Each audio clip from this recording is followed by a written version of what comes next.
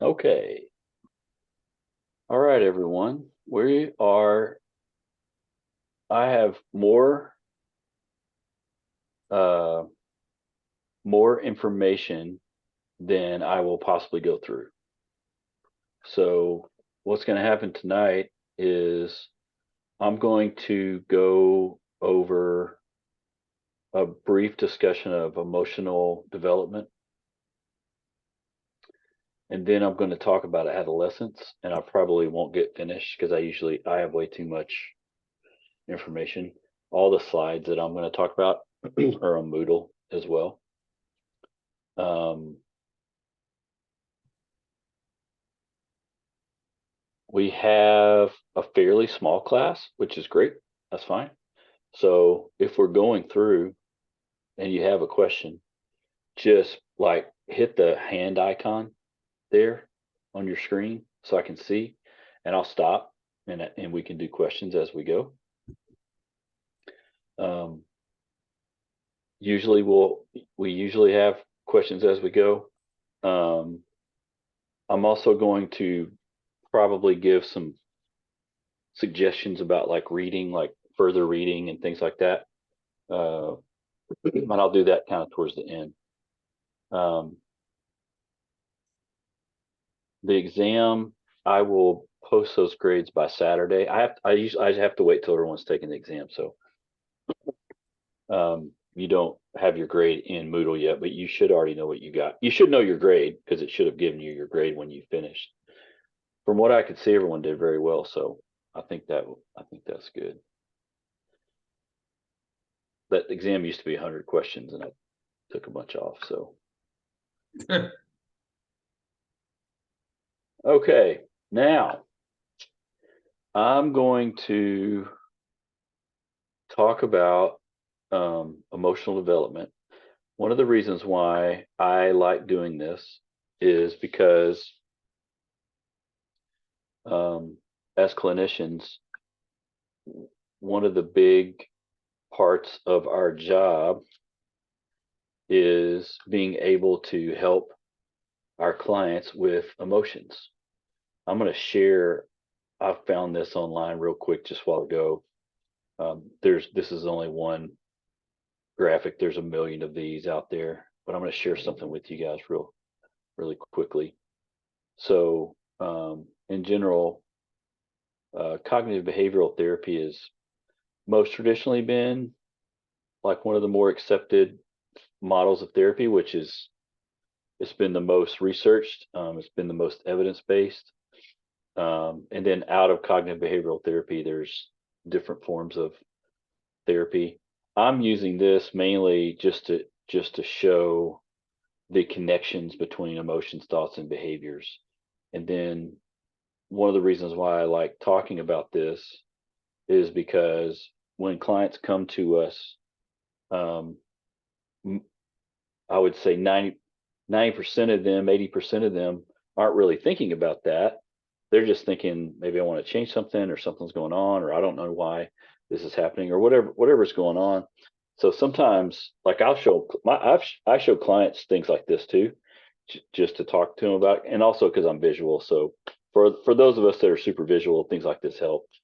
Um, but typically our emotions or how we feel will obviously impact our thoughts and our behaviors, just like behaviors affect thoughts and emotions, just like thoughts affects feelings and behaviors. They all kind of affect each other. For the most part, when we are working with clients, um, it's very helpful to understand what some of the emotional triggers are for people so that we can help them with that. The problem is sometimes is that the emotions and the thoughts are really kind of fused together at a certain level, and it's hard to pull them apart to see which ones are which. And I'm going to talk about that here in a second. But I just like graphics like this, just kind of helps you see that they have, um, as a systems thinker, this is a really good graphic because you can see that different parts of the system affect other parts. So why is that important? Because if a client comes in and let's say they would like to change something, and they're really having trouble grabbing the thoughts, or they're struggling to name the emotions, sometimes you can help them with certain behaviors, and that in turn will affect the thoughts and emotions in positive ways.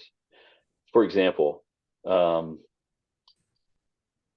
like depression, let's say, and depending on the severity of depression, sometimes just getting people to change certain behaviors can affect how they're thinking about themselves and their environment, and then that in turn can help them feel better. It doesn't make depression go away, but it can help them just kind of feel better. And just small things, just small successes can really help. um, and so the same thing can be said with thoughts. Like sometimes people come in and they're very logical, which is awesome. You can kind of help them grab thoughts and run through a filter and see if they're distorted or not, and then help them kind of reframe those thoughts. Which brings me to emotions, and so I want to talk about that real quick with everyone. In general, and I'm going to share the PowerPoint. Um, and again, it's on Moodle. You guys can grab it if you want. It's the exact same one. Um, we have different ways that we can kind of categorize emotion. I don't have an emotion wheel on this particular slideshow, but I've used emotion wheels with clients before. You can Google that. There's a ton of those too that just show various emotions, and sometimes that helps people to name what they are. Um, some people struggle with naming emotions for lots of different reasons. But in general, we'll have a secondary emotion that typically is pretty easy to put your finger on. Um, Especially like regret or disappointment, happiness, confusion, resentment. You can kind of put your finger on some of those. The ones that are a little harder are the primary ones. Anger, not so much, but underneath anger might be a hurt or a fear, a sadness. Sometimes a little harder to put your finger on that. In therapy, this is kind of how I look at it. In therapy, we deal in primary. We want to deal with the primary. If you're talking about your friends and family, you can deal with the secondary. I know that sounds kind of weird, but you can still help people dealing with their secondary emotions. Emotions are still change agents in and of themselves. So you can help people in the secondary emotion areas, but if you really want to help people change for like big time change, you dive into and deal in the primary emotions. And we're going to talk about some examples of those even in adolescence today. I want to always look at anger. Typically, I mean, I deal with clients with various forms and intensities of anger, mainly because I work with a lot of anxiety. And so, anger, I got this from the Gottman Institute. Just thinking about the anger iceberg again, pictures kind of help me see things. Um, the Think of whatever's above the water is usually what people see. It's usually what people experience when it comes to anger. If someone's angry, including the person, what's underneath the water is the stuff that's kind of harder to put your finger on to a certain extent, but it's usually the reason why you're angry, most typically. And so you want to know that what those emotions are underneath the anger. One time it was me and another therapist. We were leading a group, and we were actually doing. We were in the middle of doing. I think this was our second or third week of talking about like anger management types of issues and doing different skills and things like that. And inside the group, most of it was going fine, but we had a guy that was in the group that the first week he kind of sat there and didn't say anything, which is fine. The second week he sat there, didn't say anything, but you could tell he was frustrated about something. And we had a really good group in that they could kind of police themselves. And a couple of them called him out because they could tell something was going on. And he was like, well, I don't like what we're talking about because I just don't get angry. I don't get angry. He kept saying that. And the therapist I was working with, she just calmly was like, well, what do you mean? And kind of talked to him. And the more she talked to him, the angrier he got. Like he's just kept getting more and more upset. So finally, he started raising his voice. And one of the group members, it wasn't us, just said, "Hey, man, I thought you didn't get angry." And, which made him more angry. I mean, it didn't help, but they were able to kind of call it out. Well, anger is one of those things that um, sometimes it's in the eye of the beholder. Some people think anger is raising your voice, just bumping your voice up a little bit. Some people don't think that's anger. I mean, there's lots of different ways, and people don't have to raise their voice to be angry. You can stonewall someone and still be angry with them, right? So anger just looks different in different contexts. But what I have found in terms of like clinical work, um, whenever people are getting angry, and even if they get angry at me as a therapist, which actually just happened today, I typically, at that point, my first reaction, and this hasn't always been this way, but my first reaction is to slow everything down. Whatever we're doing, whatever we're talking about, whatever direction we're going, I tend to just slow everything down. Because a lot of times that means there's a lot of processing in the brain. There's a lot going on, and there's a lot of things that are like clicking along pretty good. And more than likely, the triggers for anger happen sometime before you see them. It could be an hour before, could be days before, right?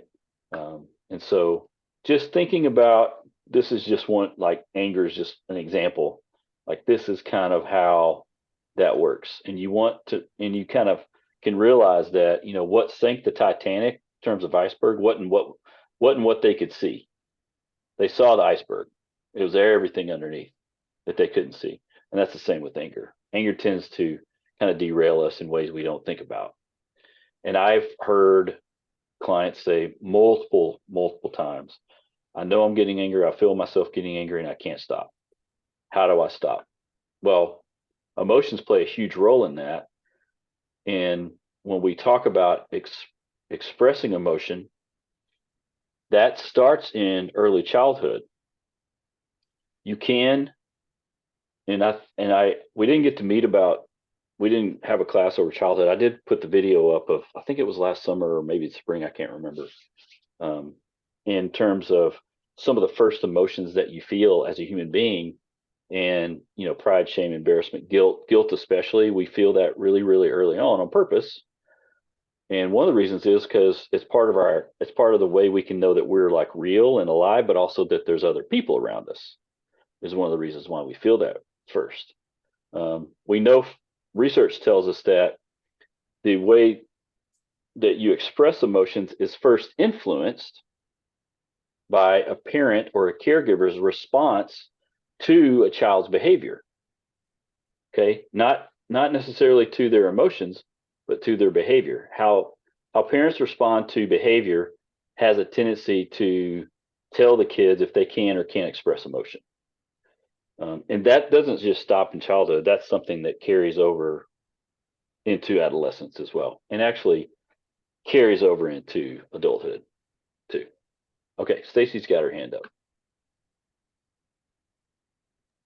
Yeah, I just wanted to get your input. So I had a therapist tell me many years ago that in general terms that anger comes from some type of hurt and rage comes from a feeling of loss of control. Would you agree with that? Or do you feel like it's too much of a like blanketed kind of statement? Well, I think either one. I think that's either one of those can be true. Hurt, hurt and fear are powerful triggers Yeah. for anger. Whether it's just I'm yelling versus I blacked out. I'm blacked out angry.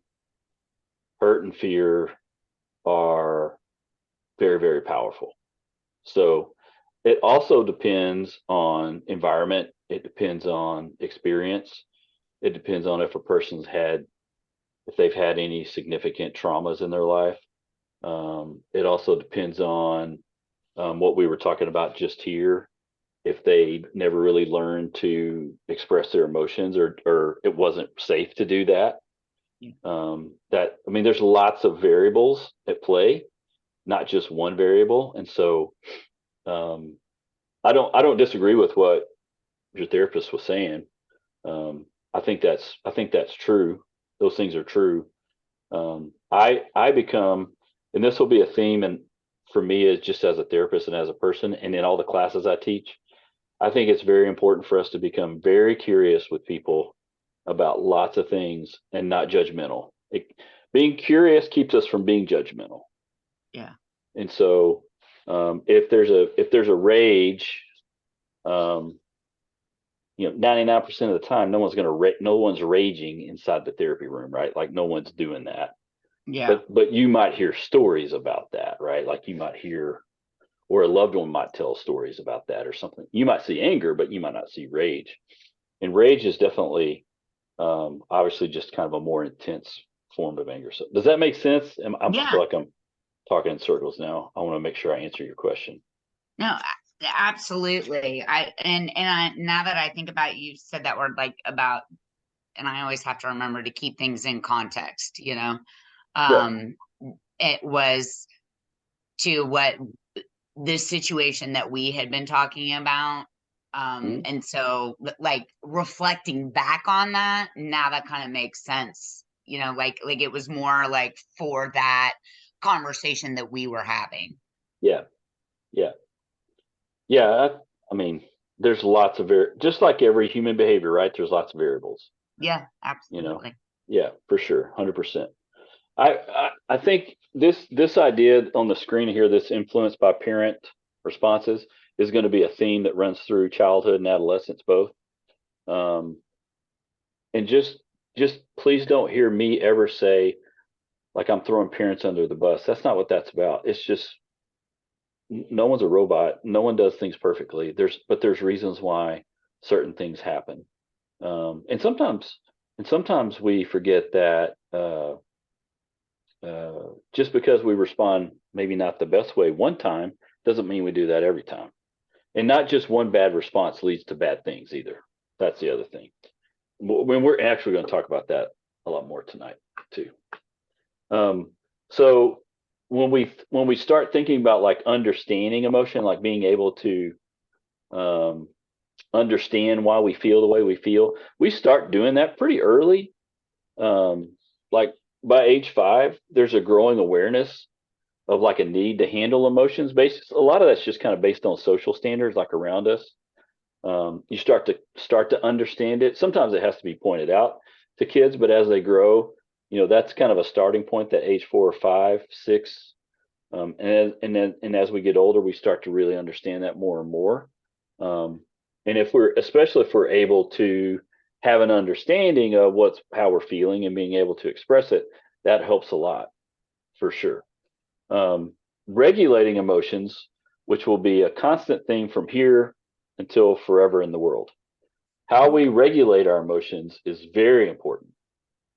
And it is a key role in managing conflict, not just as children, not just as adolescents, but as adults.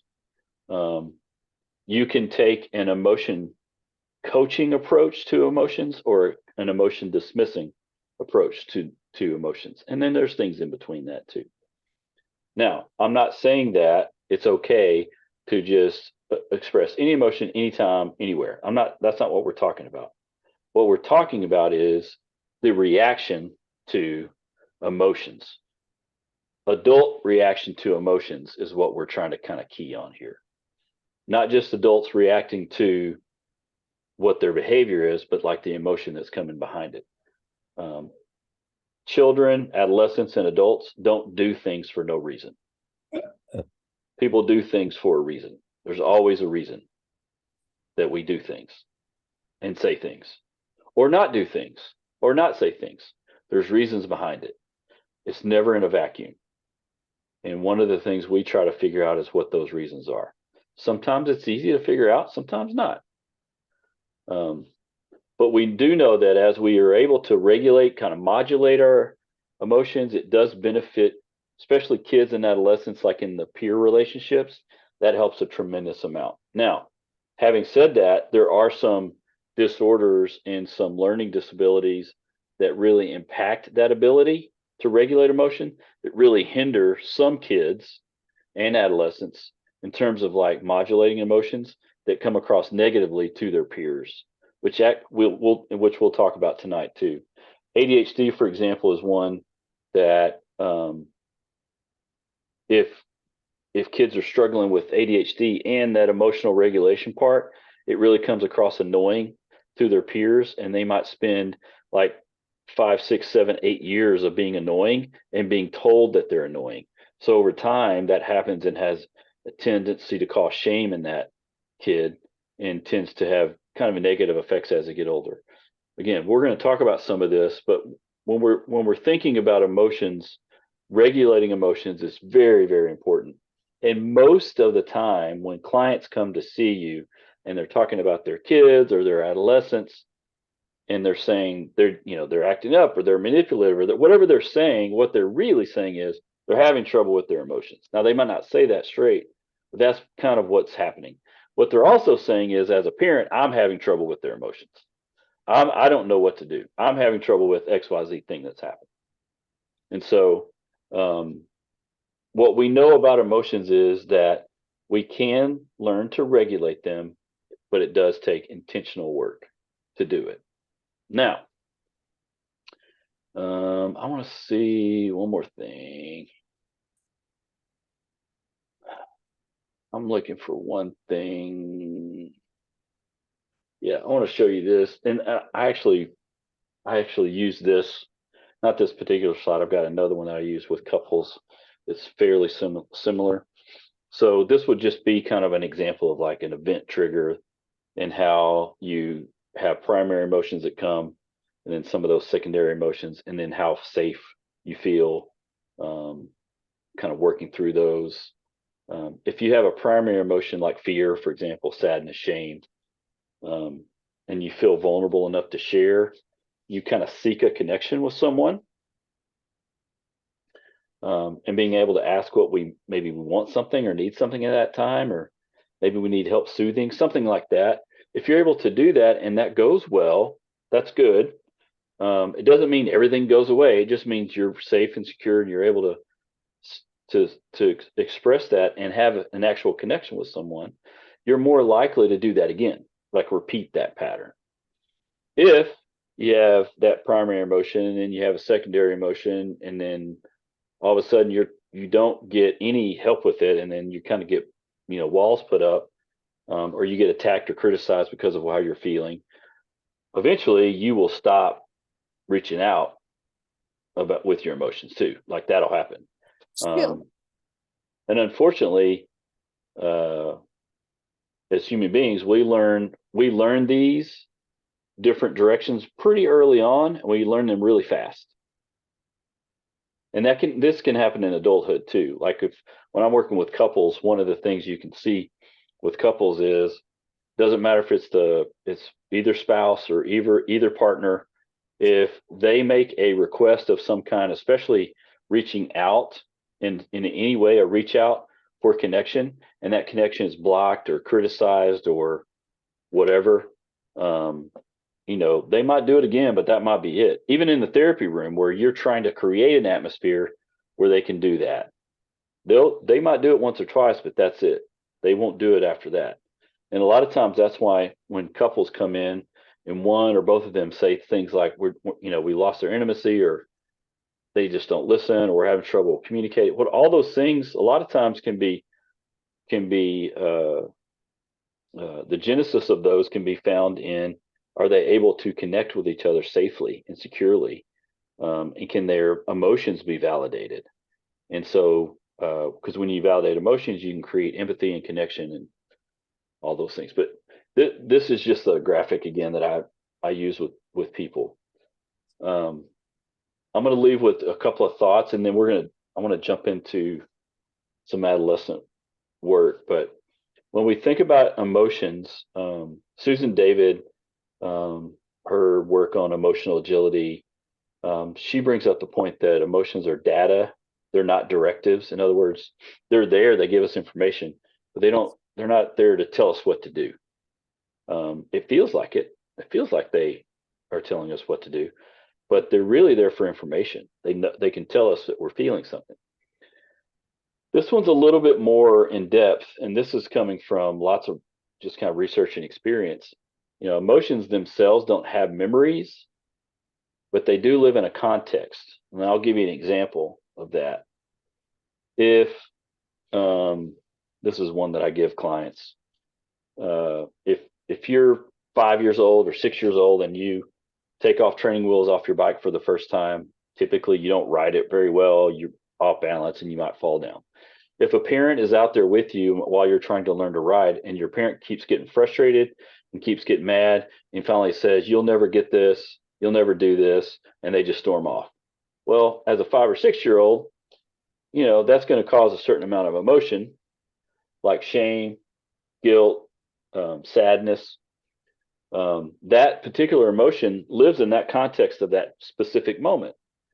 If we fast forward 30 years and you're married to someone that says something similar to that, you'll never understand, or you don't get me, or whatever you fill in the blank, that shame, that guilt, that sadness can come up again, totally different context, right?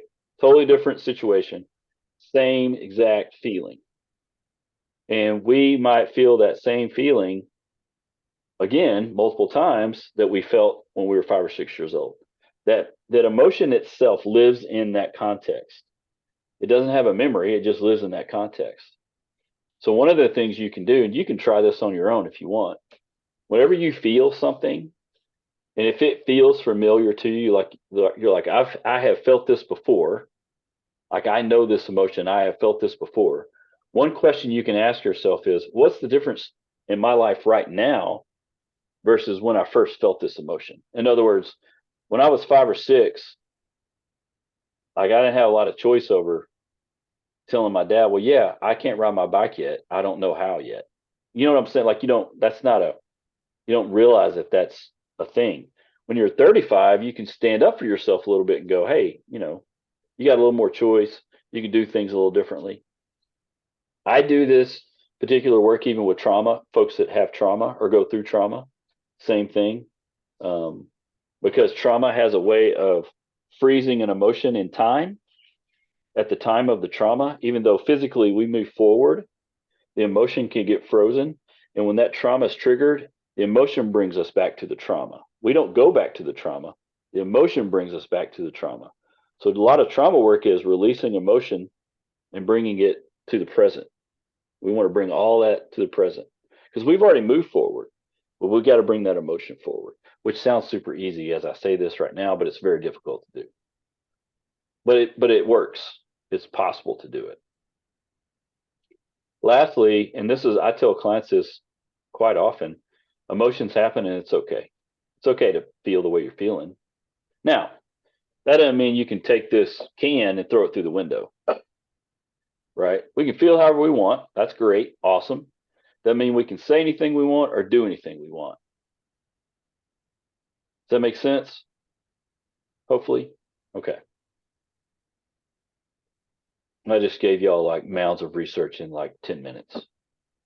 So, emotions are, I've, you're gonna deal inside of emotion.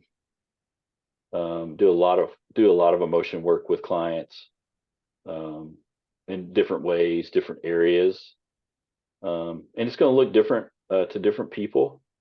And some clients are able to really describe how they're feeling. Some aren't. You know, that'll happen. Some kids and some adolescents actually are able to describe how they feel, and some aren't. So let me take a step back for a second. Does anybody have any question about any of those things we were just talking about? Any question?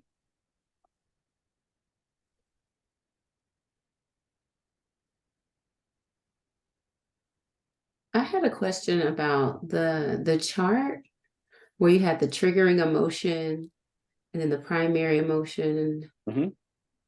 If we could go back to that. Um, I guess I was trying to understand because I was thinking like the primary emotions were just those five Yeah, that we. that's just, those are examples of them. Yeah, yeah. Okay. Okay, so If we basically, can, yeah, if we can access those primary emotions, um, like I'll use a. This is popping in my head because a couple of the couples I'm working with, this is what's happening. If Mhm. like being feeling alone, like let's use that. If I feel alone, that's a primary emotion. If I'm able to access that feeling, I'm feeling alone and feel vulnerable enough to reach out and say, "Hey, I think right now I'm feeling alone." You have a better shot at connecting versus still feel alone, but you're not saying alone. You're saying, "You never listen to me. You never do anything I want to do. I don't know why we're still together." Right? It's a totally Mhm. different. You're really trying to say, "I feel alone," or "I feel lonely," but you're not saying that. You're saying other things that are really more secondary in nature, which tend to lead to less vulnerability and less connection. Does that make sense? Okay. Does that make more sense? Maybe, hopefully. Yes, I was just kind of looking at the arrows and I guess what you're saying, like with the second example, it would be if they're not able to kind of just access that emotion and say I'm feeling alone, Yeah. they would go over to like that orange chart and then down Right. to red. Right. And especially the person that they're talking to, let's say, would be in the red. I mean, if you hear someone say that, you're going to be defensive, right? You're going to be more critical of them, probably. You're going to respond in a way like that. Most, unless Oh, okay. unless you're in a really good therapy, and then you go, "Hey, wait a minute, are you okay? What's going on?" Okay. So But that that, other person is how they would respond. The green and mm, the red is how that other person responds. yeah, that's how I do it with my couples. I mean, Okay. that's kind of a way to do it. We could do the same example with what we're talking about teenagers tonight, adolescents. Same thing happens in a home with teenagers. Most of them are not saying, "I feel alone right now. I'm just tired." That's not what they're saying. "Leave me alone." That stuff. You're getting sounds and words, and then you get mad, and then they escalate, and then what do you want to do? You're gonna get right up there with them, and everybody loses when we're up here, right? We don't want to go up there. We want to stay down here. They can go up there all they want, but I'm not going to go up there because I know something else is going on. Someone said something to them today. Someone did something. They found out something they didn't like, and they don't really want to talk about it yet. I mean, there's lots of things that happen like that, but there's usually a reason why we react in that way. There's always a reason why we escalate, right? So we don't if we want to make sure that we will have continued conflict in our home, we will escalate with whoever's escalated. We'll go there. We'll just go with them, and then we'll all be up here and we'll be tired all the time. Does that make sense? Now, y'all, listen. I'm talking about this, knowing that as we sit in here in our fun class, it's easy to talk about this. Like it's no, yeah, oh no. I realize that in the heat of the moment, this is not the same thing. I understand that. I have kids and I've worked with people enough to know that. Now I've worked with people that are up here. I work with helping everybody come down. Sometimes it just takes one person to come down, you know. Um, anyway, that's, but, and that's, and see, keep in mind, we're just talking about emotions. We haven't talked about thoughts or behavior. We haven't talked about any of that stuff yet. We're just talking about emotions so far. Does that help? Hopefully. Okay. Yeah. Any other questions?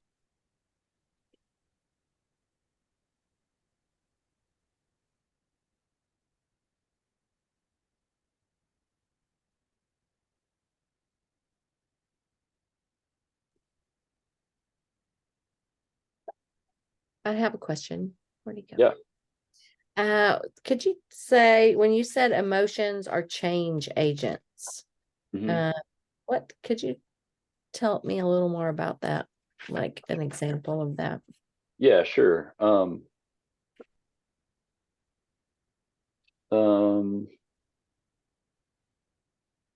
you mean changing my emotions changes my behavior? Is that what you like referring to? Or yeah, similar. We're not really in charge of our emotions. They just happen to us.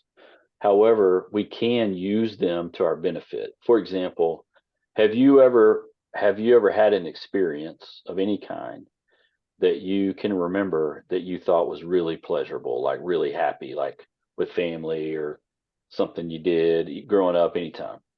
You're yeah, like, oh man, this was awesome. Did you want to repeat it, or are you just like, I hope I never experience that again?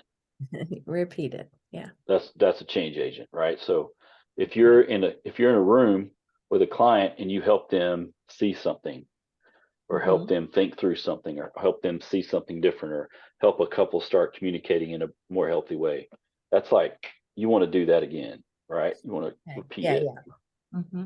You want to repeat it. It's not just a dopamine high. There's more to it because you're putting things underneath it that come along with that dopamine to say, hey, this is good. And you point it out, hey, we want to do this more. Does that make Okay. sense? Yes, it does. Thank you. Hmm. Cindy, I think you had a question too. Yeah, I have a real quick one. A question about, you were saying about the trauma and the emotions Hmm. and how you go back to the trauma with your emotions. And you have to, could you just repeat that one more time, please? Sure. And again, I'm going to give y'all like, decades of trauma research in the next 1 minute, but Oh, that's okay. yeah, Then, we're talking about um, when we go through a traumatic experience, you know, physically in time, we move forward from it. We move on from it. However, our emotions most of the time are trapped back inside that experience. Certain emotions especially, right? Like depending on what happened, depending on the trauma. One of the things that we do in trauma care is to unhook that emotion from that past experience and start bringing it forward to the present, which again takes effort and time and intentional focus. Uh, but we want to be able to do that with people, and that's one of the greatest ways. The old way of treating trauma has changed. The old way was talk about the trauma a lot so you get desensitized to it. And what we've realized is that all we're doing is re-traumatizing people, which in other words, we're keeping all the emotions in the past. We're not bringing any of them forward. I'll give you guys an example. So I'm a certified prolonged exposure trauma therapist. So when I work with someone that has a trauma, like I worked with a man who he was actually a nurse that spent his life been working in hospitals for 25 years. He got COVID and he was really sick, got into the hospital, and he got left in a room and something went wrong and he just panicked. He freaked out and it shook him up so much that he could not go back to work. When he got better, as soon as he walked in that hospital, he had panic attacks, like couldn't even function. And so when I started talking to him, he was having panic attacks almost daily, just thinking about going back to work. So one of the things we did, we talked about that actual experience that he experienced. I did make him retell it, but I made him retell it as though it's happening right now in the present, not, and then I did this. It's like, no, I'm walking to the hospital. I'm walking to check in, or I'm walking, or I'm being wheeled in on the gurney from the ambulance. Like you tell it in the present, so that all along you're in the present, and it makes you expose yourself to the trauma, but you're staying in the present, so that your emotions are happening right now too, and that slowly drags all the emotions present to the present, so that within 8 sessions he was not only better, he had no panic attacks and was working and actually looking for a raise at his job and was actually, I mean, he was doing tremendously better. Now that was a great case. That was a really good. He worked really hard. There was other things we did on top of that, like we had exercises we did between sessions, but that's that's an example of trauma work. Now, we don't just do that willy-nilly. You need to know what you're doing when you do it with people, because it's, you can really you can get lost as a therapist in someone's trauma too. So you have to be careful, but trauma has a way of trapping our emotions in the past, Yeah. for Yeah. sure. Does that make Thank- sense? Yes, totally. It seems like it would help you get through yeah. Carry on. Thank you. You're welcome. Yeah. I had Any a other question? I had a like just a question, kind of follow up that. So like as you guys were talking, I was thinking about how like I know I have an issue when it comes to driving, and it stems from a really bad car accident that I was involved in as a teenager. Uh-huh. But because I drive so much and I'm in the car all the time, I can feel it. I know I'm getting anxious, and I'm feeling like almost claustrophobic when there's a lot of cars around me and I'm trying to get away from them. And so I start like verbally, like yelling at people. And my daughter's like, Mom, really? Like, they can't hear you. And I'm like, I know, but it's making me feel better. And it's a way to release these emotions. But like, I've never, like, I'm aware of the whole thing. I just have never been able to like change that pattern because I'm driving all the time, Mhm. and the possibility of that happening could happen again because I don't have control Mhm. over other people's driving. Mhm. So like when you talk about how I know like how those emotions get frozen in time, but I still kind of get that same feeling, and then like in the present, in that same kind of context. Mhm. If Yeah. I don't know if I'm asking correctly. I'm sorry, it's been a long day. No, you're Very, you're fine. What's the difference between you now as an adult and you as a teenager? as far as my driving or just in Just general. in just in anyway. Oh, well, am actually like more responsible and realize that my actions affect others, so I care. Yeah. What else? Um, I'm a mom now. I have more experiences. I don't know. Yeah. How does it feel to talk about it? I get anxious. My palms start getting sweaty. Mhm. Do you feel like you're being chased by a bear? Like Mm, fear? Like you're scared? no, it's more agitation, I think. Maybe it is fear. I don't know. Yeah. Is anything chasing you? Are you in danger right now? No, Okay. Can you tell your brain that you're not in danger? absolutely Yeah. How's that feel? fine. Yeah. So when we're talking about um, when we're talking about things that have happened, like you're describing, again, what's the difference in you now and you then? It doesn't. We're not talking about can this happen or not. Or that's obvious. Anyone can get in a wreck. We're not talking about that. What's the Yeah. difference in you now and then? My assumption would be you got a few more years driving experience. Oh Um, yeah. you know how to handle certain situations better, probably. You can tell yourself, hey, I'm not being, I'm actually pretty safe right now.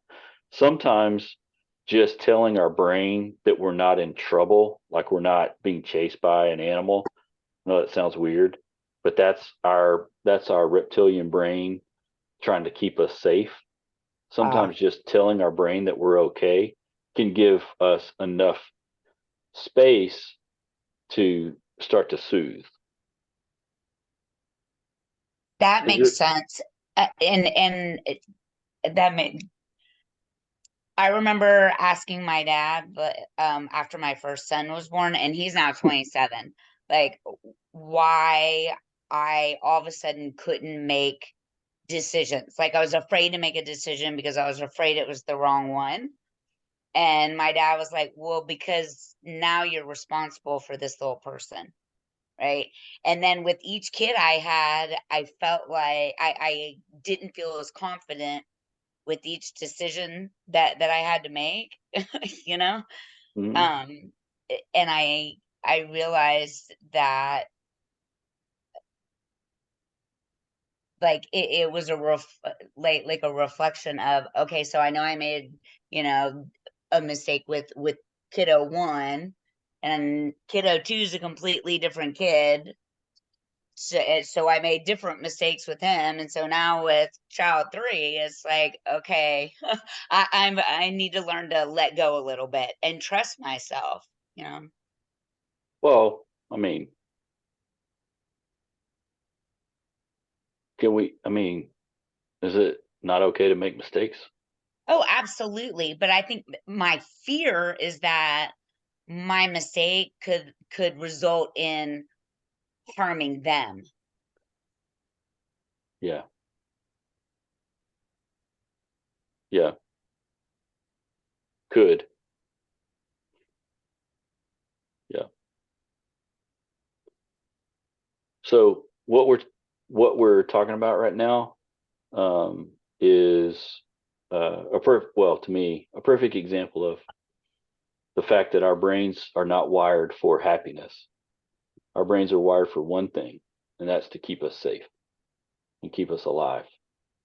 And so that's why we might respond in the way we respond, because our brain wants to keep us safe. It doesn't care about happiness. It doesn't mean we can't be happy. It doesn't mean we can't strive for happiness. Doesn't mean that. It just means that in general, it really just wants to keep us safe. And the way it keeps us safe, unfortunately, is worst case scenario thinking or negative thinking or like bad things are going to happen thinking. That's generally how it works, right? Doesn't mean we have to be a prisoner to that. Doesn't mean we can't change that either. Just means that's kind of like negative thoughts. We have around 75% of our thoughts are negative every day, roughly, unless we do something about it. And that's why it seems abnormal to start grabbing those thoughts and maybe reframing them. Doesn't feel right.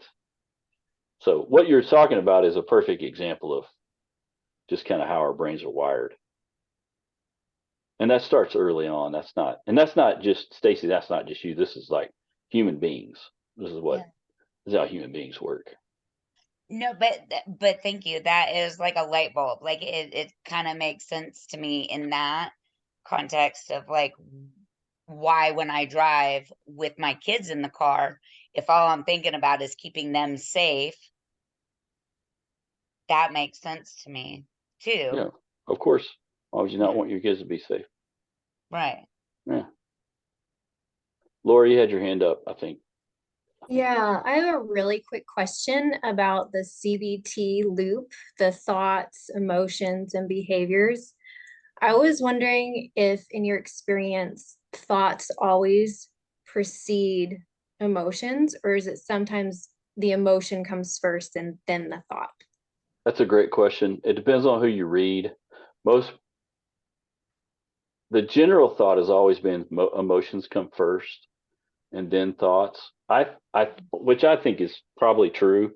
At some level, it doesn't always matter, because sometimes what happens is they feel like they're the same thing, like they feel like they're happening together because they happen so fast.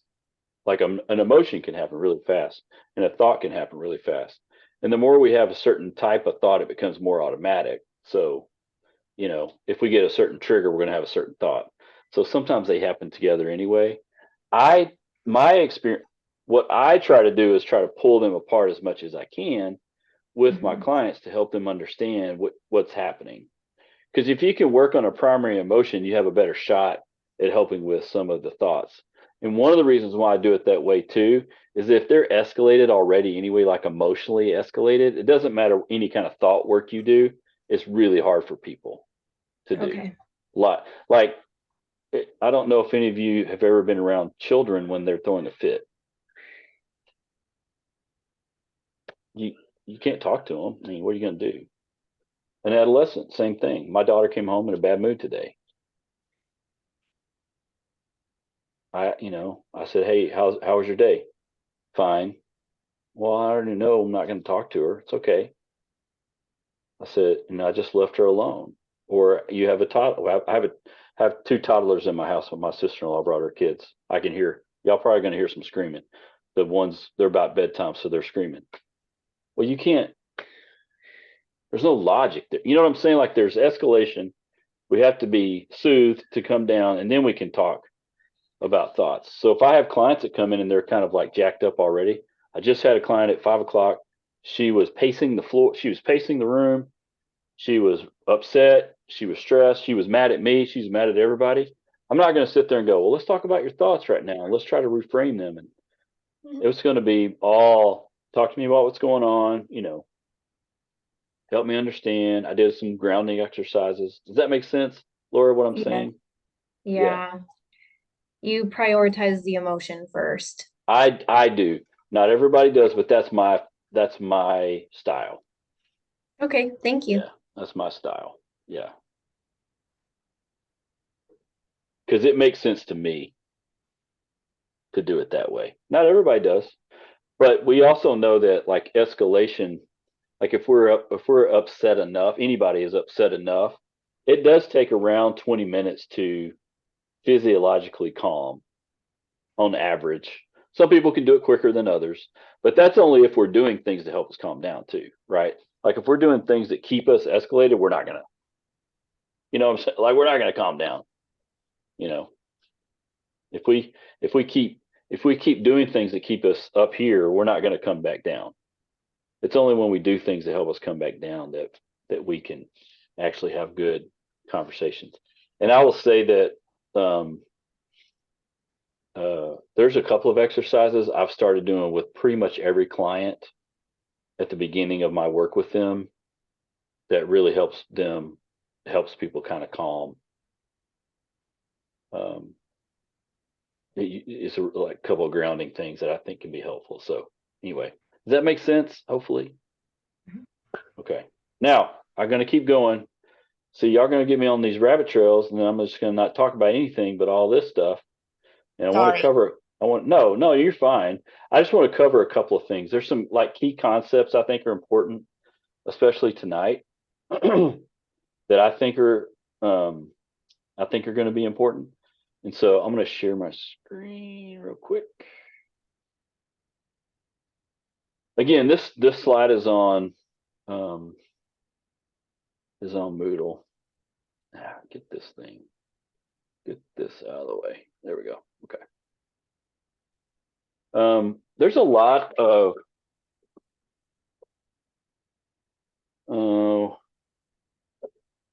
there's a couple of concepts that have been pretty thoroughly researched over the past 30 years, and this is one of them.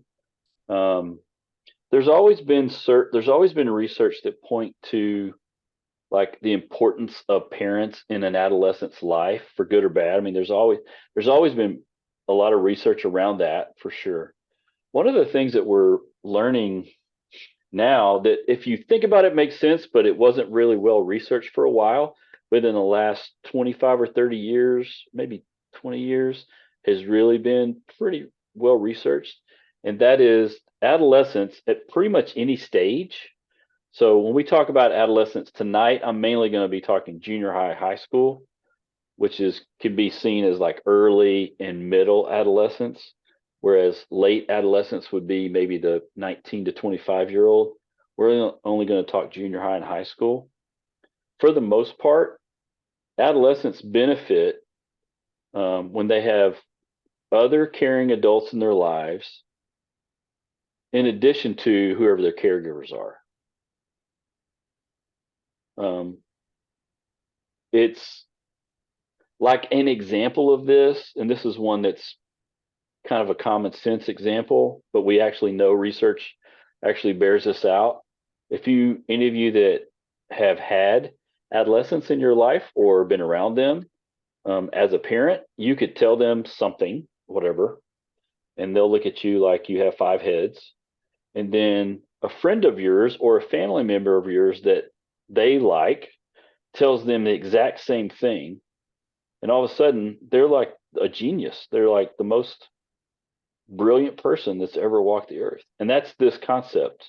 That's an example of this concept. I think Mark Twain said this. I don't know if he stole this from anyone, but he said, "My parents got smarter the older I got," which is true because of their brain. There's a reason why this is true too, because of their brain development.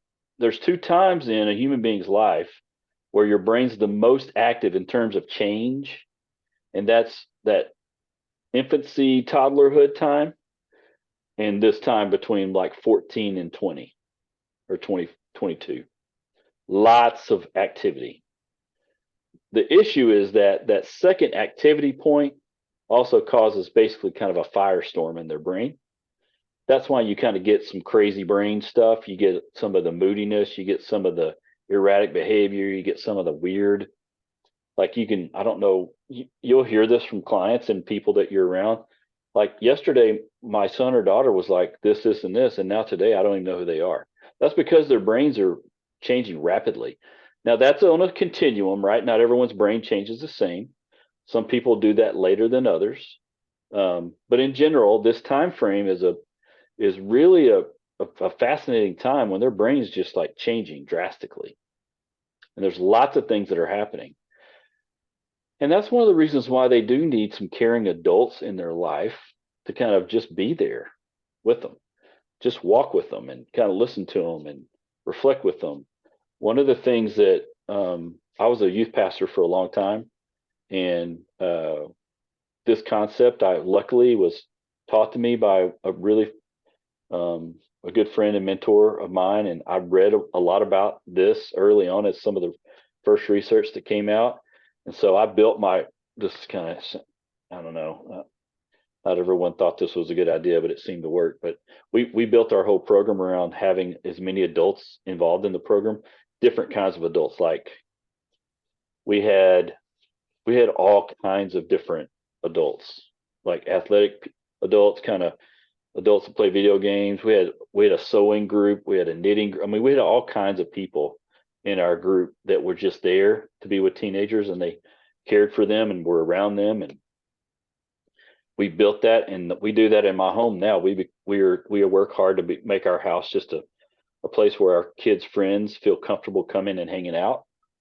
And you do that by making that safe and secure. If you're a safe and secure adult in their life, they will tend to, they're great BS detectors. First of all, obviously they know when someone's being fake or not. But if you're in their life and you're a caring person in their life, it doesn't mean that you don't have boundaries. It doesn't mean that you let everything go. It just means that they know who you are and they know you care. They need that. They need that a lot. And one of the things we know is that one of the reasons why they need that is because sometimes they can't talk about everything at home for lots of reasons. But if they can talk to other caring adults, it's usually better if they're working through some difficult things with adults than their peers. Because a bunch of teenage peers don't always have great answers. You know, they don't always have the best input. Sometimes they do, but not always. So anyway, that concept is very important. And that's a concept that's not just important like with like teenagers, it's important like all the way through. Like all the way through their adolescent years. It's very important. Very important. Coaches, neighbors, teachers, mentors, in school, out of school, confidants, role models, very important. Could be other family members. Those things are those are very important. So that's a very important concept. Does that make sense? Hopefully to everybody. Okay.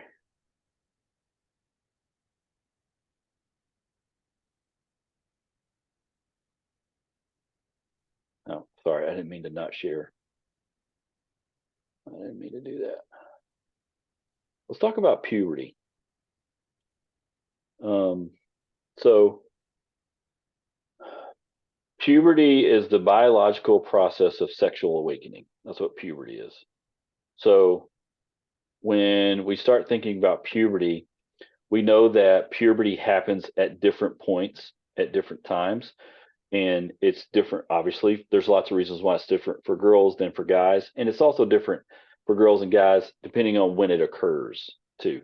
And it does different things to different people based on when it occurs. Some adolescents might go through puberty early. The average age of puberty in girls is between 9 and 11 now, which is way younger than it ever has been. And for boys, it's like around that 12 to 14, 15 mark, roughly. And then there's everything in between that too. So those are just averages that happen. There's lots of variables involved in that. But the general idea is obviously there's, they're growing, pubic hair. There's their sexual organs and their brains seem to be connected, all the time. But that's on purpose because they need that. And the reason why puberty is important is for reproductive reasons, like at the basic biological process. And so when we think about that, that's kind of important to know and think about because it's a natural part of a process. It's natural to then have sometimes urges or thoughts or feelings, or I mean that's a normal part of the process because that's something that happens to every human being. Again, it might happen at different times, but it's something that happens to every human being. Why am I saying that? Why would I say that? Because if we demonize the puberty process, what we're doing is we're making life really difficult for them as they get older. We don't need to demonize the puberty process. It's a biological process. We're not in charge of it. Does that make sense? Like it's something that happens. And we actually want it to happen. It's actually kind of important.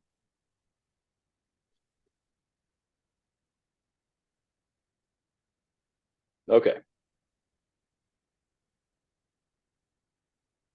A couple of these things I'm gonna kind of walk through fairly quickly. Let's talk about just some neurological things really quickly. And again, we're talking middle school, high school, different speeds. Some kids that have brain development, like prefrontal cortex development, maybe, or sometimes it does happen a little before 25, but for the most part, that prefrontal cortex or the stop system, judgment system, filter system is really not fully online until in your mid 20s for the most part. Doesn't mean you can't make decisions, just means sometimes you need help. That little b almond shaped part of the brain, the amygdala, is a power center in the brain. That's where you get everything from the limbic system, which is basically anything involving emotion happens inside there. And as you can tell, it's so that prefrontal cortex part is what in evolutionary terms will be considered like the newer part of our brain. The rest of our brain is more, it's called the reptilian part, which is basically like the part of our brain that like keeps us alive, the instinctual part, the part to drive, to procreate, to eat, to sleep. That's all that kind of that middle part. But that amygdala and limbic system are connected together. And that's really where we can get all these escalations and all the kind of the emotions, the big swings. And especially when it comes to an adolescent brain, if you think about it, that mid part, that reptilian part is like a go system. Think about it like go. And the prefrontal cortex is the stop. If the stop is not really matured and the go is going, what's going to happen? They need a stop system.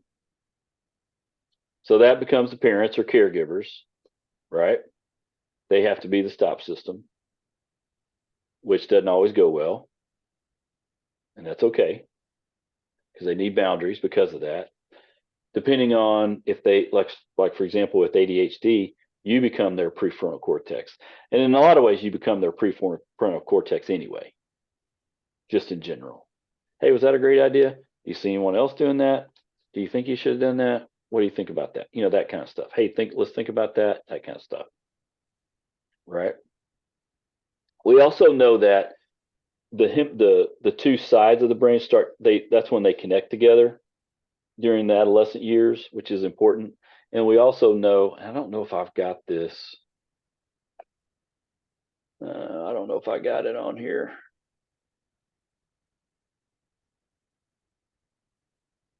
I've got a really good video about this. I've got it on Moodle now.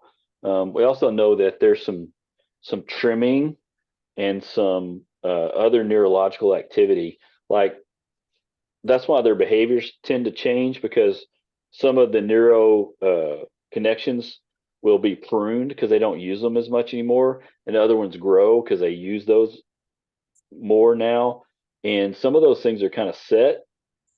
That doesn't mean you can always grow new neurological connections, but the ones that are set together are a little bit harder to change and reframe. But that's one of the things that happens during adolescence too. And again, we're not talking about like this happens tomorrow. This is over, years of time. I think someone's got Stacy. You got your hand up. How much time do you spend reading a day? Yeah, go ahead, Stacy. Oh, I just have a quick question. You said that the prefrontal cortex is that stop. Yeah. Okay, and then what was the go again? So basically the rest of the brain, but really Oh. that instinctual part, the midbrain, like if you drill down into our midbrain, like especially where you get the dopamine centers, the limbic system, that's kind of like the pleasure centers of our brain. Like I want to, this is pleasurable. I want to do this again and again. That's true for drug use, for sugar, for behavior. I mean, it's true for lots of things. When we think about pleasure centers, that pleasure center is like our go system. We just want to keep going. And that prefrontal cortex is kind of like the stop system. And sometimes the stop system is just not developed. Well, Got it. most of the time. Thank you. You're welcome. There's a couple of things I do want to talk about. Gosh. Again, you guys feel free to look over these slides. I put all of these up, but there's a couple things I want to talk about specifically. I want to talk about this one really quickly. This idea of like information processing. One of the things that happens from childhood into adolescence is black and white thinking into abstract thinking. So you start getting a little bit more in the gray or thinking wise, and that again is different for different kids. Some of them can really kind of have a lot of really good abstract thinking or critical thinking earlier and more normally. Some people do it naturally. Some people have to learn to do it. It is something that you can teach. And critical thinking and abstract thinking, we know peaks at a certain time in adulthood, which we'll talk about next time. But it really starts here in adolescence. It really ramps up pretty quick. In other words, it's kind of like, hey, I've been taught certain things or I've learned certain things. Now I need to figure out if I believe those or I want to keep those or if I want to take those beliefs on. It's a time of exploration of their beliefs. It's a time of asking questions and wondering about certain beliefs and certain not just beliefs like faith beliefs. I'm talking about just ideas and just kind of thinking through things. And so just being able to learn to process information and think through it critically, it's not a negative thing. I'm gonna say that one more time. It's not a negative thing to think critically. It's a positive thing. It's important to do that. Yes, concepts and principles are still important to learn. Absolutely. It's also important to let concepts and principles be thought about critically. That's important too, because they're going to do it anyway. That's one of the things they're going to do. They're going to do it sometime. One of the reasons why they do it is because they go from childhood of identity to like that kind of self-development, like I'm a self, I'm here, there's other people around me, to identity development. And identity development takes a pretty good while. That's kind of like, who am I? What am I doing? Do people like me? What do they think about me? That thought, all those thoughts are happening. And they're kind of thinking about that stuff all the time. Pretty much all the time. I don't know if we've got, I can't tell because I can't see everyone and I don't remember from our class, but I don't, most of our students in Amerton have kind of already gone through the adolescent process. But we, even adults kind of think, oh man, what's this? What's so and so think about me? I mean, we still think about that a little bit, but not nearly as much as we did in high school. Does that make sense? There's not even enough money in the world to let me go back to high school. Not, you couldn't pay me enough. And not because I had a bad experience. I just don't want to go through that again. I'm good where I'm at, right? Like cognitively and emotionally, and I'm good now. My wife used to tell kids we worked with, and I use this all the time. I steal it from her. When we talk about high school is this much of your whole life, but it feels like this much of our whole life, right? It feels big. It feels like this little bit's going to really affect us forever. Some decisions we make have consequences that affect us longer, for sure, absolutely. But there's very little that happens here that can't be figured out here. Does that make sense? So that critical thinking part is very important inside of the adolescent process, because there's abstract thought that's happening anyway. Okay, someone had their hand up, but I don't know who. I had it up, but Yeah. I think you kind of answered it. I was just when you said that when you were talking about the brain, Mhm. and you mentioned that the prefrontal cortex is like the off switch. So I was thinking like someone who like has a drug addiction or kind of like addictive behaviors as an adult. Is it because there's some kind of malfunction with their prefrontal cortex that gives them those limits? That's a great question. We're going to talk about addiction more next time, but just in general, addiction is a hijacking of the pleasure centers of the brain, and it doesn't matter how old you are. And obviously different substances have different consequences and different levels of addiction too. Methamphetamine is a one-time use addiction most of the time, unlike alcohol. Nicotine, same thing. Nicotine is one of the most highly addictive substances in terms of drug use. I think sugar is up there too. And we might as well talk about it now. I don't know if I don't know if I've got slides on this because I usually just talk about this a little bit. Now I'll probably I'm gonna wrap up a couple of things, but this picture is, I think, a good illustration of something that you're talking about too. Our social media use also impacts very similar centers of the brain as drugs do. So let's talk about that real quick. We know a couple of things about screen. I'm going to say screen use, and when I say screen, I mean social media, news, um, you know, anything information wise. 2007 was a critical year in human development because that's when the iPhone came out, and all of a sudden we had information at our fingertips. And then MySpace, Facebook, Instagram. Now we moved to TikTok, Snapchat. All of those companies early on started as just kind of like fun, but what they did is they hired behavioral psychologists to come in and say, well, here's how you get people to keep on the product, right? You get their attention. Everything in social media is about attention. You have to keep someone's attention. And the longer you can keep someone's attention, then the more product they'll consume and the more money that company will make through ads generated and things like that. Right.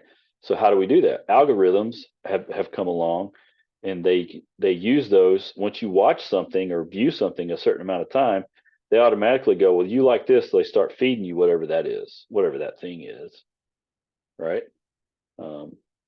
On purpose. They're there to make money. They're not there for our happiness. It's a company. They want to make money. So they'll start feeding that, right? So if we think about it neurologically, it's basically the same thing as I've got a kid who who's, and I've seen this happen. Like, say there's a kid who grows up in a family where the parents are like, you cannot have sugar, and they don't have sugar in the house. They don't have sugary drinks. They don't have sugary food. Everything's healthy. And they go to their friend's house and they eat a cupcake. And what do they want to do? They want that, whatever that sugar, they want that. Does that make, you know what I'm saying? Well, that's what screens do. Now, it used to be we could say, well, adolescence really, now it's no longer just adolescence. The average age of Facebook users is pretty old. It's up there, right? News content, people that intake news content, they're not adolescents. They're adults. Same thing. It's the same thing happening. So I'm only bringing this up because this is real. This isn't going away. It's not something that's going to be, something we might deal with. We're going to be dealing with this. And I often ask my clients now how much social media or whatever they intake. Now, sometimes you'll know, because now what's happening is, and this is at least happening to me, I've got clients that will come in and say, yeah, I saw this on TikTok, blah, blah, blah, blah, blah.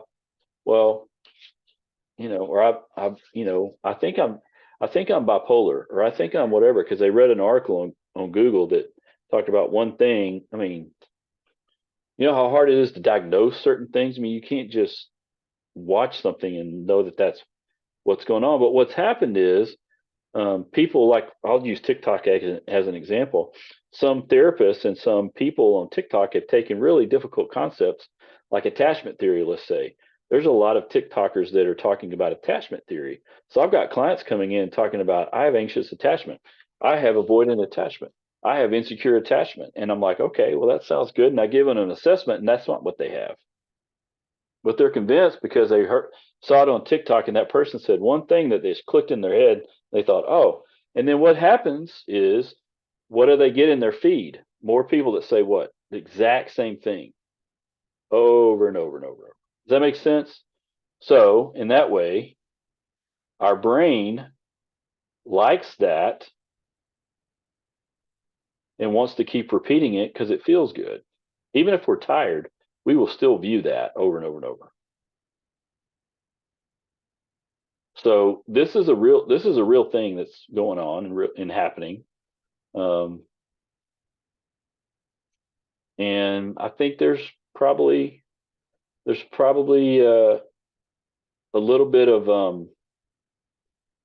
the other thing that it does is it usually falls to the lowest common denominator in terms of information. It's usually fearful information. It's usually not good, happy things most of the time. It's usually things that make us scared. And there's nothing like getting people to pay attention than being scared. It just, when you're scared, you're scared. Right? And when you have a hammer, everything looks like a nail. So if you're scared of something here, you're going to be scared of it everywhere. And all of a sudden, everything's evil, or everything's out to get me, or everything's happening. Does that make sense? Now, let me stop sharing this for a second. The reason why I bring this up is because this is an actual thing clinically that's happening. There's a lot of really good social emotional work being done, like in school systems, not just with kids, but like adolescents and in colleges. I think it's really good. There's a lot of really good work that's being done with that. I think it's tremendous work. The one thing that we need to also remember is when we do the emotional work, which is important, very important, we also need to remember that emotions are not thoughts. Let me give you an example. We could feel something. It may or may not be true, but we feel like it is, right? one cognitive distortion is is is totally minimizing the positive and maximizing the negative. Another cognitive distortion is the opposite, where we do the exact opposite of that. So we can, like, for example, I was working with a couple, and the wife was really struggling with her husband going on business trips. He'd never cheated on her. He'd never done anything to her. And she said, I don't have any evidence. I shouldn't be worried. I shouldn't be scared. And it didn't have anything to do with him. She felt like she wasn't being chosen. And that came from her childhood. We dug up a bunch of things and we kind of worked through some of those things. And she felt like she wasn't being chosen. So therefore, in her brain, what? She wasn't. Well, that wasn't true. It just felt true. Does that make sense? Like, we can feel like something's actually true, but is it actually true? It may or may not be true, right? Sometimes we feel it and it is true, right? Like sometimes we feel something and go, this doesn't feel right. And you turn out to be correct. That's right. That's not true. Well, we have to be able to run things through some filters. That's the one area probably that as clinicians now, from now on, probably the next 10, 20, 30 years, we're going to experience a wave of clients that have done good work on their emotional awareness, and they're going to be able to understand it and name it, but they're not necessarily always going to be able to do something with it. And we're going to have to come along and go, okay, I'm so glad you can name that and you're aware of it. Now what?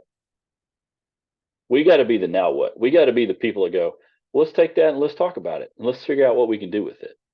Does that make sense? And this isn't throwing anyone under the bus. This is just what's happening.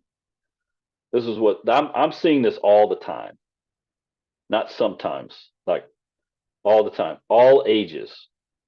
It's not just one age or another. It's happening everywhere.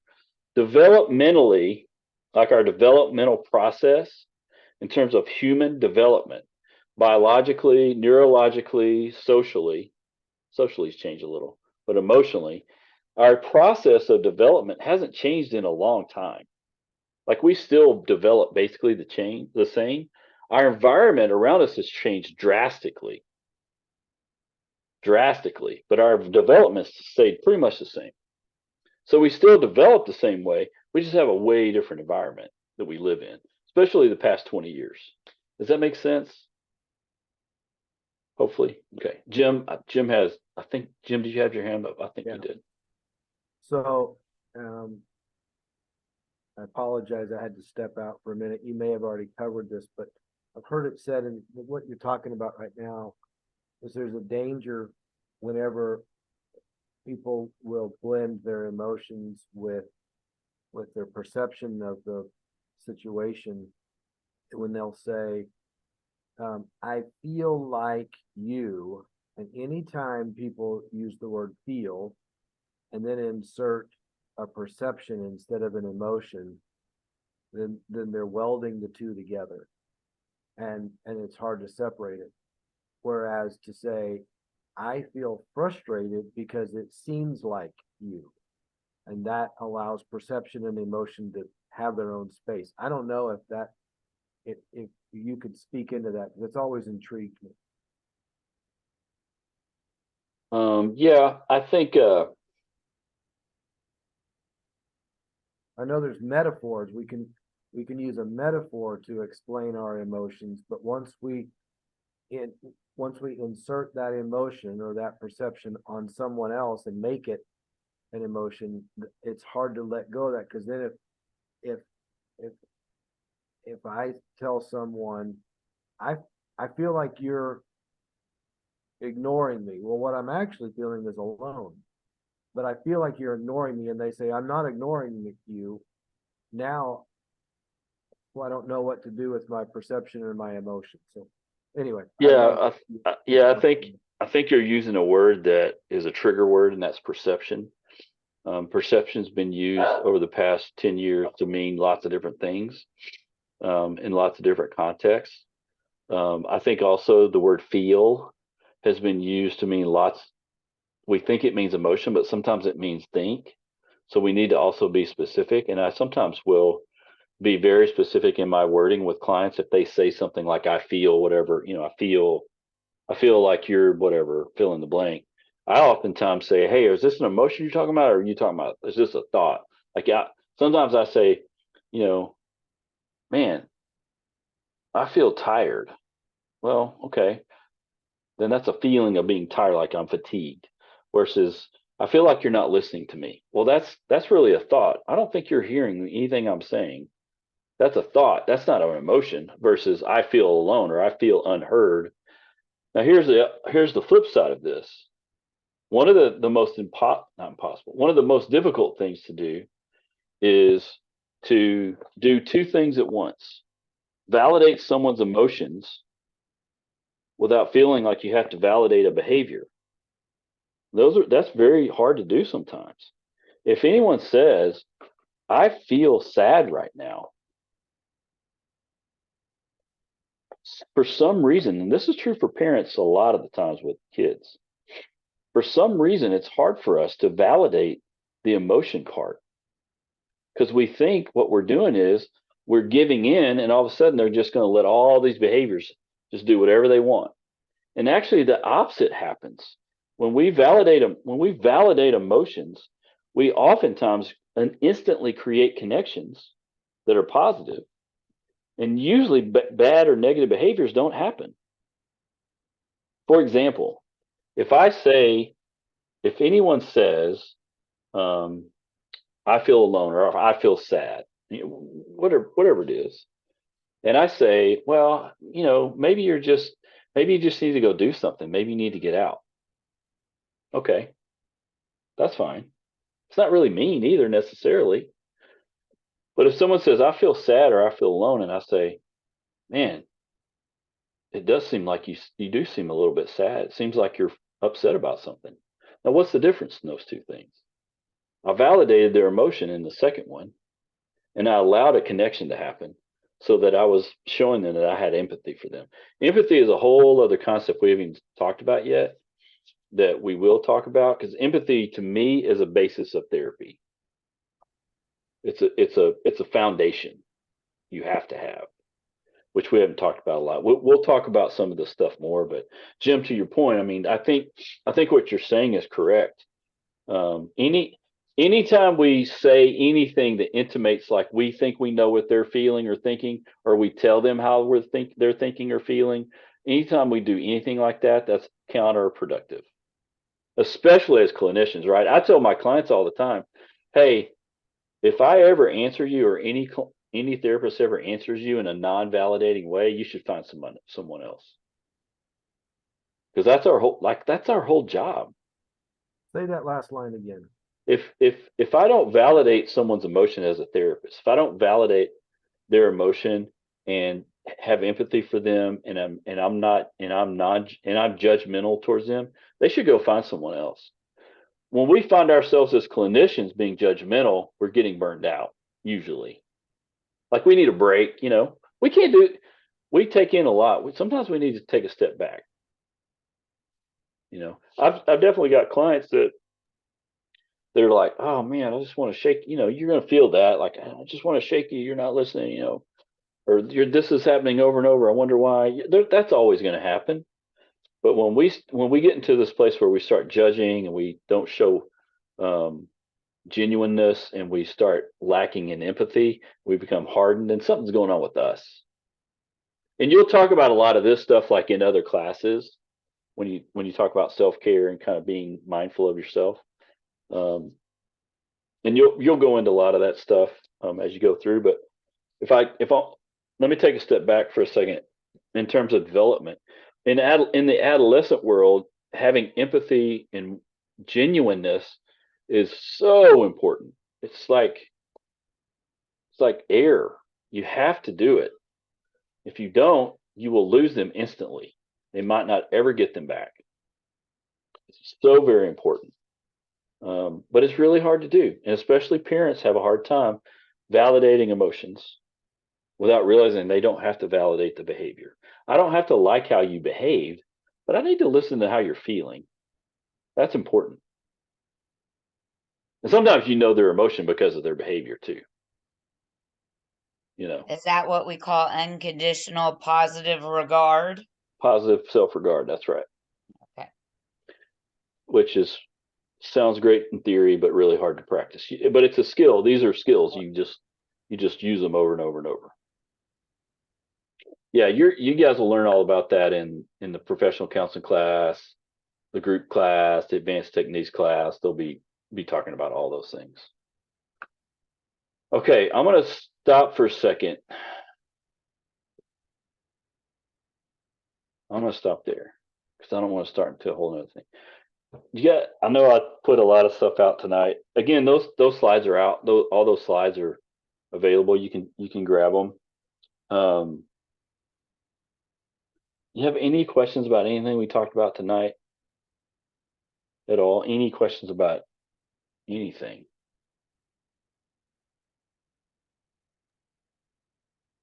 How, I think that probably would be a client by client basis, but what's the benefit to inviting someone to explore if they want to run with their emotions to a bad place and just give them room to explore that. Mm-hmm. I mean, so I was talking to my son tonight right before this class, and he's kind of going through some things, and it just struck me. I asked him, I said, okay, so you are frustrated and rightly so, and kind of work through that validation. And I said, rather than jump to how to fix this, what is your emotions telling you what are your emotions telling you what to do that would be a bad idea? Let's just get creative and throw that out. And it was interesting. He said some, what he would really, his emotions. And it was almost like he instantly said, but I know I'm not going to do that.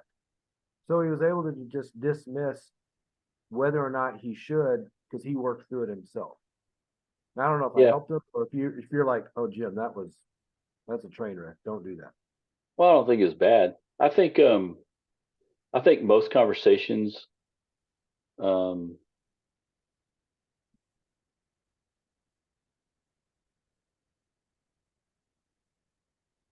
sometimes people tell us things because they want to vent, and sometimes people tell us things because they want help, and we don't always know which one. So it's okay to ask which one this is, and it's okay to tell someone which one this is, because we don't always know. We can't read people's minds. And so in terms of like following someone's emotional track or like where they're going, it's never a bad idea to follow their emotional trail, just kind of see how they're doing and just validate that and ask more questions. But I mean, a good question is better than good advice to me 100 times out of 100. If you can ask a really good question, it really helps people. Like what questions, how questions, those are always better than why questions, typically. But I think it's okay to validate and kind of move through their difficult emotions. And a lot of times, if you do that, you'll also hear some thoughts that come alongside that. If those hard emotions lead to like negative self-talk, let's say, usually you can hear that and you can ask about that. Like, hey, I hear you saying this, and this. Is this something that some simple questions too are like, hey, when you feel this way, what do you do? Like, how do you handle it? What have you done in the past? Or, that allows them to think about that. And then I'm more of especially with adolescents, I'm more inclined to do more like solution focused type stuff, like help them generate solutions. Cause they would take it more negative usually for the most part. And so I think it's okay to just follow someone's trail, but I think it's also okay to ask people, hey, is this like, do you need help with this or you just want to vent? Like you just need to get this out. When I work with couples, that's one of the first things we talk about. I don't care how long you've been married. You can't read people's minds. It's not possible. There's only one being that's ever been able to read minds. and we're not him. So we can't do it, but we can ask. Doesn't mean we don't know people. It just means sometimes people just need to vent. I do it with my kids even. Hey, do you need help with this? Of course they say no. I mean, 9 times out of 10, no, I don't want help with this. That's fine. I do it with my wife. I do it with my clients. Hey, do you want help with this, or is this something you just need to vent? Sometimes sessions are just that, just like I had a client today just about his family. He just vented for like 40 minutes straight, which was fine. He just needed to. He's like, oh my gosh, I feel so much better. I didn't do anything. I just listened. That's it. And that's sometimes that's okay too. You know, but does that make sense? Maybe, hopefully. Okay. I'm gonna input the exam grades. I'll probably do that by Saturday. You'll have those. Let me ask this question, and because I don't know. Let me see something. Hang on. Do you guys have any questions about the paper at all? I mean, it's not due till the 11th of November. I mean, we got a couple of weeks. Let's see, what is it? 1, 2, 3 weeks, but we don't have a class until November either. So, do you guys have any questions about the paper at all? And you can always email me too. You don't have to ask. But I'm just struggling with the topic. I feel like everything I come up with is so generic. So that's kind of, Yeah. probably, maybe a lot of y'all have already done it. I'm just struggling, but that's where I'm at. Yeah. What is there a stage of development you're thinking I'm really about? interested in adolescence. And I Okay. thought about the bulimia and the anorexia, and as some of y'all may have seen on my post about the abusiveness that I experienced as an adolescent.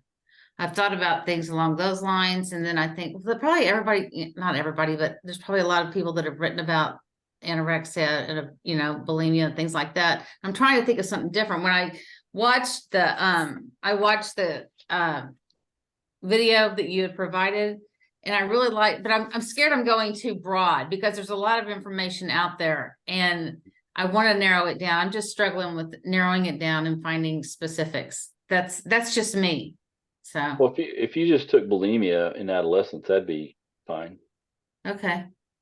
I just trying to There's narrow it there's tons of research. I know that's what's just it. Is it trying to narrow Yeah. it down and focus it? I was thinking about how it plays out into adulthood, the after effects of it, but You can do that too. okay. There's research on that. You can do either one of those. Okay, thanks. Yeah. Yeah. And I was just gonna say, I guess as far as the paper, if you could just do like just a kind of a basic overview again. And then if you have any suggestions as far as what would be good topics, like what kind of is a hot topic in the industry right now that would be a good topic for us to research. I'm also interested in the adolescence stage. So if there's like a kind of a few topics in the adolescent stage. Well, in adolescence, it's suicidal thought, suicidal ideation. That's what's high, Oh. super, super high. So, so suicidal ideation would be a Wow. big topic in adolescence. I mean, there will always be research on like anxiety and depression and specific types of mental health disorders. Those are big. But suicidal ideation, I'd say right now is, I just had a conversation with one of our high school counselors about helping them with a couple of things because they're almost overrun with suicidal ideation with students. I mean, it's happening all now. There's no planning or lethality to it with the overwhelming majority of them, but there's still the ideation just means you would have that ideation again, which typically there's other things underneath that. But I would say that's a big one that's going on right now. And there's lots of information about that. That wouldn't be a problem. 80% of your paper is the research part, right? Like you're picking a life stage of development, you're kind of describing that, and then you're picking a disorder or an issue and describing that, and then a treatment protocol for that and describing that. And then the 20% is just reflection, and there's 4 questions you're answering inside that little reflection section. Can you Um, repeat that? Yes, yeah, please. there's a document on Moodle that lines all this out too, by the way. You can grab. It's a document that explains like in detail the whole paper. Okay, I just Um, overlooked it, yeah, apparently. just Okay. jump in there and grab that. So 80% of the paper is research, like all the research that you would do, and 20% is just a reflection part. And there's questions that I ask that you just answer inside the reflection, but don't write it like a short essay. Write it like a paper. You're just answering the questions. So you'll have headings, right? You'll have sections. I've actually got at least one example of a really good paper up as well. You can look at from a student from the summer or spring. I might have 2 up there. I'm not sure. You can look at that too. Yeah, the adolescent world, there's always going to be like eating disorders or depression, anxiety, ADHD, suicidal ideation, Alcohol use. addiction. I mean, there's, lots of, it really depends on what your interest is more than anything. Stacy, I think you had a question, and then Laura, and then it looks like Jim was about to say Mhm. something. So we'll go in that order. I have 2 questions about our paper. One, on that document that explained the guidelines for it, I didn't see anything about a page length. 4 to 6. Okay. Okay. Um, and then my other question was I'm kind of torn, but I really am leaning more towards doing it on the late adulthood, Mhm. because my father has Parkinson's, Hmm. Yep. and that is, well, he also had non-Hodgkin's lymphoma. But so anyways, like would Parkinson's, would that be a Mhm. topic that I could Sure. address? Absolutely. Yeah. Okay. Mhm. Yeah. Any anything like that. I mean, there's lots of directions to go in the geriatric older adult category. Yeah, for sure. Yeah, that's fine. Awesome. Thank you. Yep. Laura, what were you going to ask? Yes, I was considering writing a paper on possible connections between autism and maybe challenges with religiosity, and kind of feeling the emotions of spirituality. And I didn't know if I mean, that's going to be something that's going to be part of a lifetime, not necessarily a particular stage. Um, but that's not a disorder. That's just a, a theoretical possible challenge that's just possibly being explored. So I don't know if that sounds like something. What makes you want to do that? What makes you want to go that direction? Um, I I sense that we have a lot of autism and that I will have a lot of clients that have a little bit of autism. They're on the autism spectrum, and um, my Christian beliefs are really important to me, and just kind of knowing that that might be a challenge. There might be an added challenge there for some people on the spectrum. What would the challenge be? That maybe the emotional piece of of worship and of our relationship with the Lord is affected, or is so important, and that um, that's just easier for some people. Yeah. But it's a very specific idea, and I have a lot of other ideas. So Mhm. Well, um, I think what I would do with any idea this is a kind of unique idea, I think. I would say start by trying to research if anything's written about this. Like if you went into the search engine and type like keywords like autism spectrum and religiosity. I'm saying making this up, religiosity or spiritual life or something like that. Like see if anything comes up, like if anyone's written about any challenges there or things they discovered or what's being researched in those areas. I would start there because if you read enough, you'll also what we do.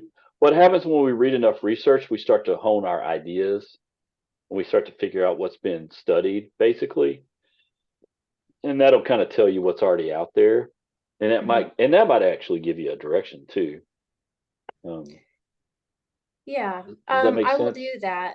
And as far as structuring the paper, if I went that route, should I just pick one stage of development and just hone in on that, regardless of if the challenge could possibly span a lifetime? Well, yeah, I mean, you could say, I mean, yeah, that could be any, you know, it to me, the way you're talking about it seems like it would be geared more towards adulthood. It seems like just based on what you're saying. But I could see it being any developmental stage, I think. Yeah. Okay, Yeah. thank But you. I would start by just kind of throwing some keywords in the research engine and kind of see what, Yeah, I um, have. yeah. And there were some uh, peer-reviewed research Hmm. that was already going on in that area. Yeah. And that if you find stuff, that's great. And then that'll just kind of help you get your focus. Okay, Yeah. Yeah. Yeah. Makes sense. Cool. thank you. Yeah. You're welcome. Yeah, Jim. So, okay, 4 to 6 pages, double spaced. As far as our sources, peer peer review or peer journal articles or books that we've checked out from Amberton Digital Yeah. Library, any Right. of that. Yeah. Yeah.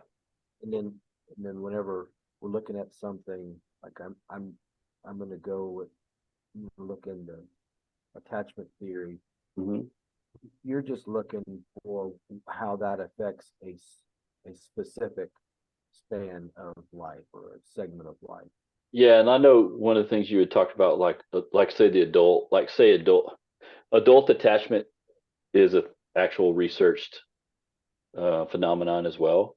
And so, like for example, for you, you could say, hey, in couples, attachment theory is used this way to help with these what not necessarily disorders, but issues like communication issues or conflict issues, or you know what I mean. Like you could say that's why I say disorder or issue, because sometimes people like I've had people do papers on like divorce and what happens to kids in divorce, which is really not a disorder, but an issue. Same thing with like what you're talking about with attachment theory.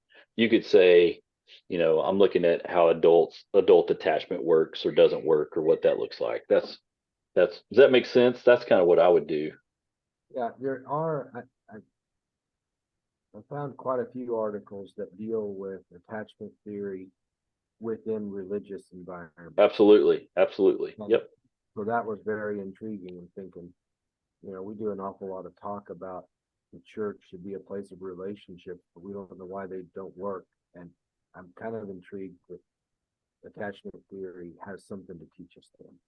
Well, attachment theory is universal, first of all, and second of all, what I think is great about attachment theory is that at the base of attachment is safety and security without judgment.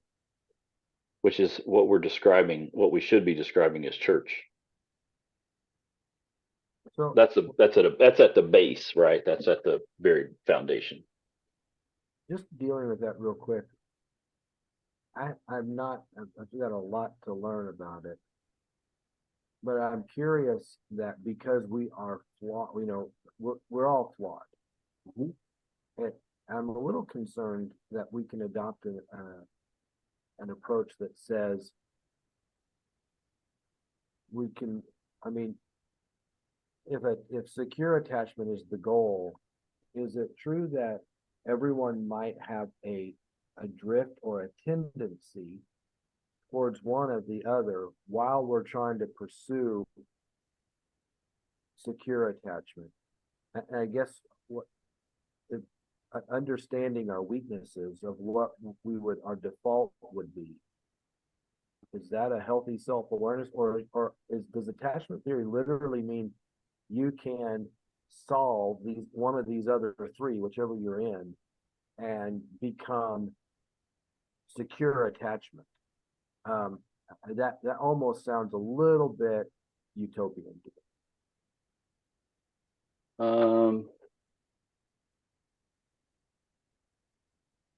Like I went on the attachment project. First off, self-assessing I know is a danger because, but I took it and found that I've got anxious. So my first thought was, well, dang, I'm not, I didn't get an A in my attachment theory. But I'm thinking that's probably good that I was aware of where I'm at so that it's not the best. So can you is there a space for a person to have secure attachment, to adopt and develop genuinely those, while understanding if given to my own devices, that's where I'm gonna go back to anxious. I'm gonna go back to avoiding, or is it literally like a DSM that man, you can be cured of this? Well, it's not a disorder. I think I would maybe look at it a little bit different.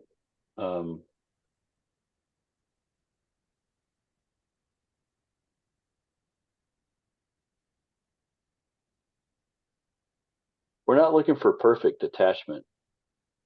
We're only looking for safety and security and a place to be vulnerable when we So choose maybe to I'm be. misunderstanding secure attachment as a sign of you got it down. And is that not what you're describing? Yeah, that would be,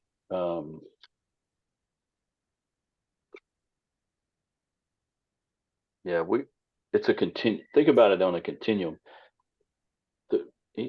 We can always become more secure, like we can become more insecure. It's on a continuum, and it's not set in stone. I really look at this more as skill building than perfecting. We're all in process, right? This Yeah. this is salvation is not a process. Salvation is an act upon us. Holiness in the way in which we live our life is a process over time, right? We're not perfected in any way. We're in the process of being that way. And so I would never look at attachment. First of all, it's a theory, right? The theory of attachment. And it resonates with me because it resonates as being one of the more biblical based theories to me, just in general. Because if I look at Jesus's life and if I look at his example, to me, I see him as someone that was very adamant about creating safety and security with lots of different folks. I mean, even just looking at, if we just looked at the fact that he allowed Judas to walk with him for 3 years, knowing what was going to happen, that's pretty impressive in terms of like offering a space. I mean, there's a space offered, and just his life to me is an example of even on the cross, he didn't seem super secure sometimes. I mean, he was, there were times that he even was challenged. So I don't see it as like something we're trying to perfect. I see it as more like skills.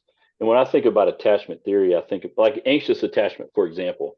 If someone has anxious attachment, then that tells me that it doesn't say that they can't be in a relationship. It doesn't mean that. It means that there's certain aspects of that relationship that's going to trigger certain forms of anxiety when it comes to being secure. That's all.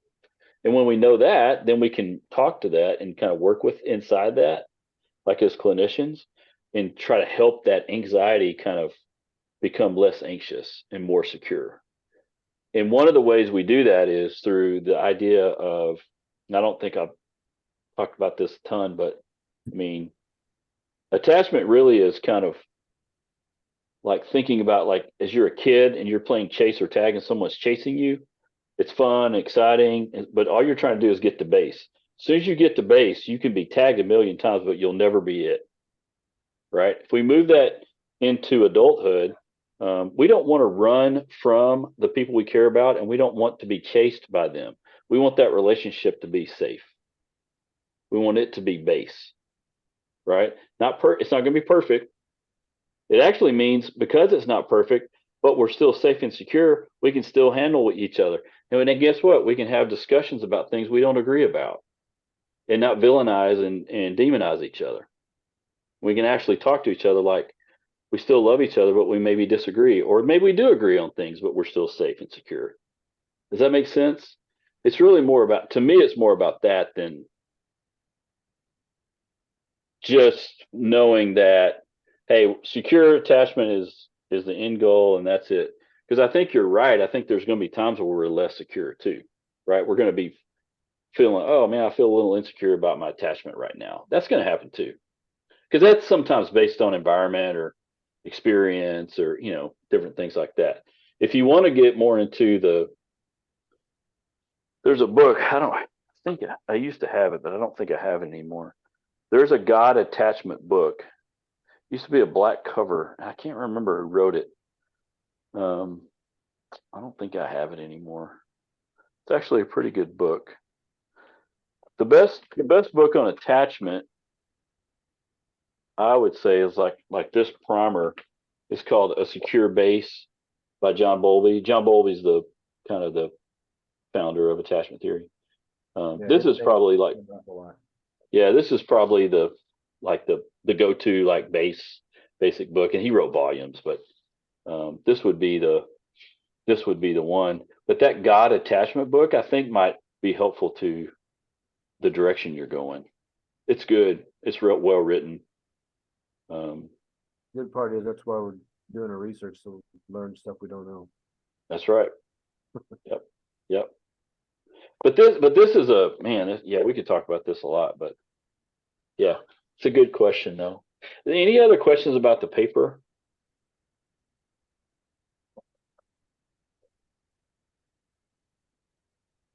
All right, now I think we should all go to bed